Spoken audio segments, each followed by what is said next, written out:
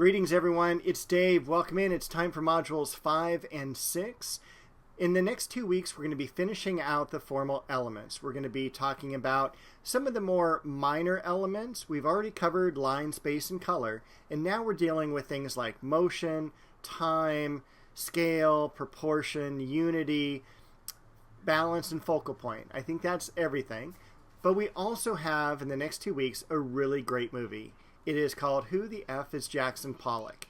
And it's about this lady, Terry Horton, who purchases a painting at a thrift store in Southern California, and she buys it for like $5. Well, someone tells her that, hey, that looks like a Jackson Pollock painting.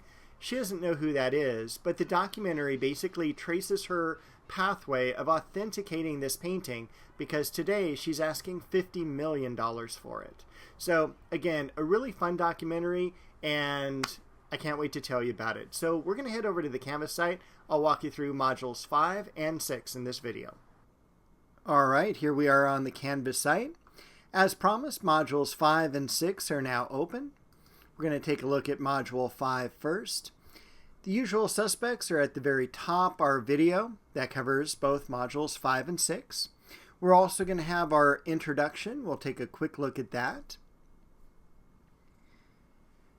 The summary basically tells you what I already did. We're going to be covering motion and the illusion of motion this week, along with the documentary. Down in the objectives, we will learn the 4 ways in which artists can depict movement in drawing and painting.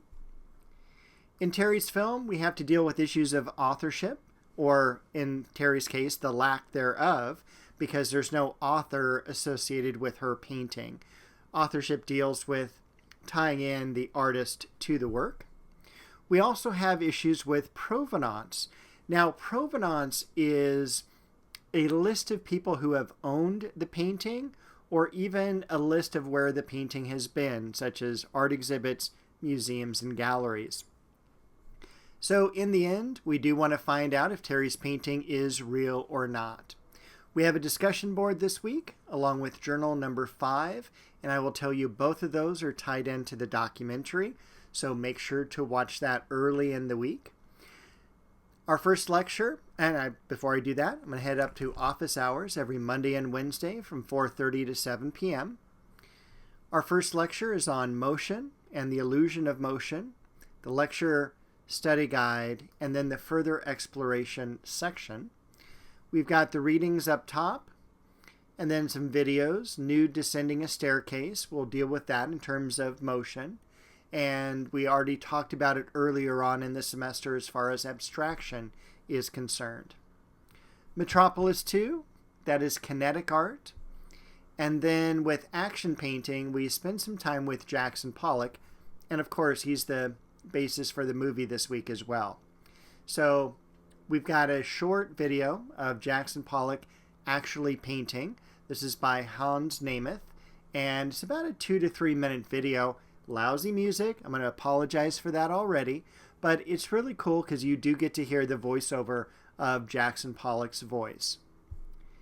If you're into Jackson Pollock or just good film, Pollock, which came out in the year 2000, was up for Best Picture. Most of the actors and actresses also up for Academy Awards that year as well. I've got the trailer here, a segment of the film down below. Again, something I'd probably suggest watching once the semester is over, when you have some time.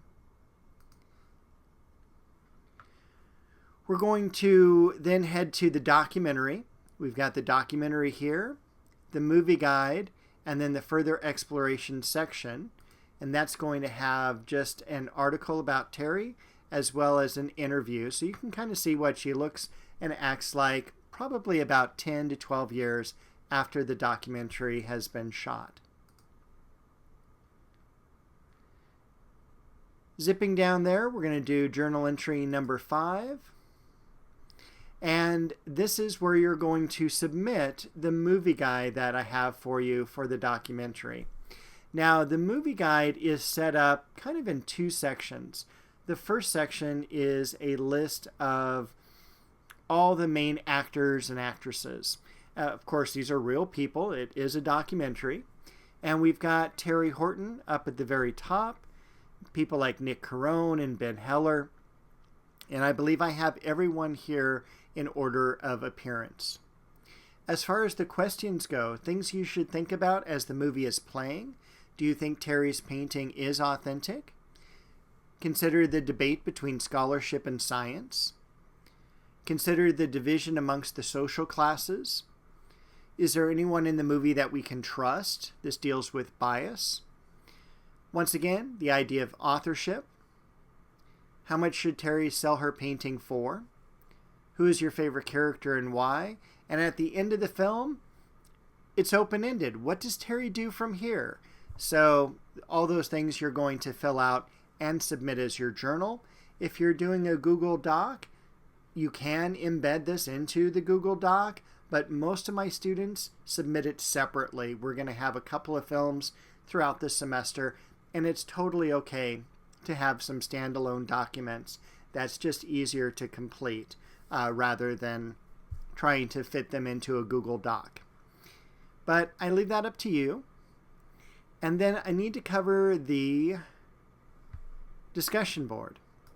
So once again, the discussion board, like the journal, deals with the film. So this week, you're tasked with watching the documentary. Terry does happen to be one of my closest friends, and we were very good friends for the last 9 years of her life. She did pass away in 2019. So I'm going to ask you a few questions. First of all, do you think Terry's painting is authentic? Second, what part of the documentary did you find the most interesting? And third, tell me about your favorite character. You also want to make sure to respond to at least one other person's post in the group that you're in. And that is pretty much everything. 5 points for each of those actions. The post does need to be done at the end of Module 5, so that's September 29th. And then the reply to another group member is October the 6th. And that is everything for Module number 5. We're going to go ahead and close that up. And if you want to stop the video now, that's totally fine. But I'm going to cover now Module number 6. So up top, once again, we've got our video, office hours. We'll delve into the Module 6 introduction. This week, we're going to finish up the formal elements. These are more of the minor formal elements like scale, repetition, unity, balance, and focal point. We've got our objectives here, and this week we have a quiz and a journal. Don't forget that the quiz covers both modules 5 and 6. Up top, we've got our lecture about scale, repetition, and unity, our study guide, and then this further exploration section does have some readings and just one video. And it's actually a really cool video about this guy who knew Andy Warhol and had him sign some works. After that, we have our lecture on balance, study guide, and our reading. Lecture on emphasis and focal point, study guide, and reading. We've got our module quiz here. Once again, 20 questions, 20 minutes to complete it. And then we have our journal entry.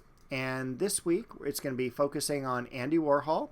We spend some time with him with pop art. We also spend some time with him in that scale, repetition, and unity lecture. What I'm going to have you do is I'm going to have you read some excerpts of his own writings, and you're going to choose 2 of them. There's probably about 30 that are here. Choose 2 that really kind of speak to you, and just give a response to those. I'm just looking for basically a paragraph, why you like it or why you dislike it. Just reflect on the writings that he does. I do ask that you do a specific format. So you're going to kind of copy and paste from the document the 2 passages that you want to write about. So do passage, your response, passage, your response. So hopefully that was pretty simple. And that should actually be everything for the week. Module 6 is fairly easy. The lectures are shorter compared to the earlier modules, earlier lectures in this semester, such as space, color, and line. Those are fairly substantial. These, again, are the minor formal elements, so there's less material. And with that, I will be back shortly to tell you about Modules 7 and 8.